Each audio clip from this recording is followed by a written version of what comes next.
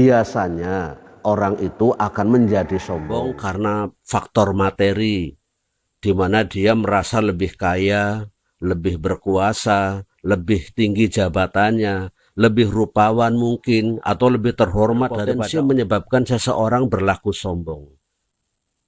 Sombong level kedua ini adalah faktor intelektual, kecerdasan atau ilmu. Merasa lebih rajin belajar, merasa lebih pintar, merasa lebih kompeten dalam sebuah bidang ilmu pengetahuan, merasa lebih berpengalaman dalam banyak hal, merasa lebih berwawasan dibandingkan orang lain. Ini juga sombong. Dan sombong yang paling berat, yang paling tinggi levelnya adalah sombong karena berbuat kebaikan.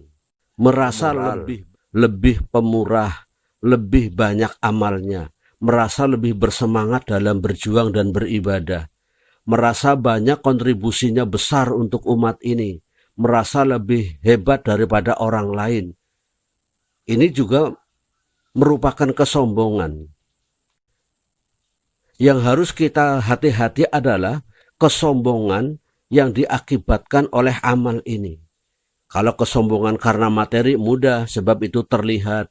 Begitu pula kesombongan karena pangkat, karena ilmu juga mudah. Tapi sombong karena beramal inilah yang harus kita waspadai. Sombong adalah penyakit hati yang sering muncul dari setiap manusia. Siapa saja, apakah dia orang awam, apakah dia orang pintar, apakah dia orang alim, sombong bisa saja hinggap di hati mereka. Bahkan di kalangan para khatib pun mungkin bisa sombong ini muncul.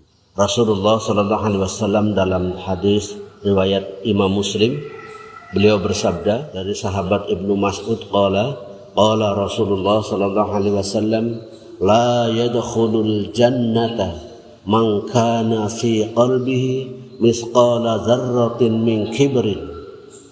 Dalam bahasa kita artinya, tidaklah akan masuk surga seseorang yang di dalam hatinya terdapat sombong meskipun sebesar dzarrah. Dzarrah ini nama sebuah biji yang sangat kecil.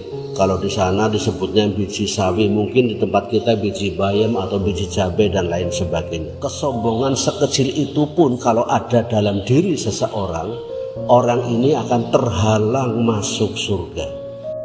Akhirnya muncul sebuah pertanyaan, mengapa orang yang beramal baik kalau di hatinya masih ada sombong meskipun kecil? Oleh Nabi dinyatakan tidak masuk surga, sebab orang yang sombong tidak taat kepada Allah, tidak beribadah kepada Allah, amal yang dilakukan hanya untuk membesarkan diri sendiri. Na'udzubillah min dzalik.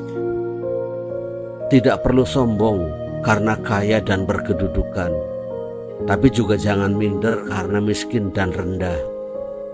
Kita semua hanyalah tamu di dunia ini. Pada waktunya, semua yang kita miliki akan diambil, karena itu semua adalah titipan.